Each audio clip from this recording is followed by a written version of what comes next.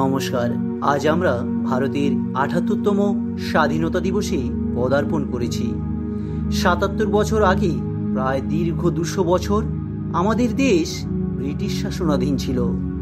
আমাদের দেশের মহান বিপ্লবীদের বীরত্ব ও ত্যাগের জন্য ইংরেজরা ভারতীয়দের হাতে দেশ শাসনের ভার দেন, অর্থাৎ ভারত একটি স্বাধীন দেশে পরিণত হয়। কিছুদিন পর ভারতের নিজস্ব সংবিধান তৈরি হয়, যার ভিত্তিতে আমাদের দেশ আজও পরিচালিত হয়ে আসছে।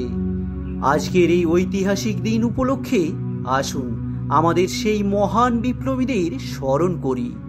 স্বাধীনতা একটি মূল্যবান সম্পদ, যা আমরা দায়িত্বের সঙ্গে রক্ষা করব। আমাদের অবশ্যই ঐক্য, বৈচিত্র্য এবং অগ্রগতির মূল্যবোধকে সমুন্নত রাখতে হবে। জয় হিন্দ, বন্দে মাতরম, ভারত মাতা কি জয়।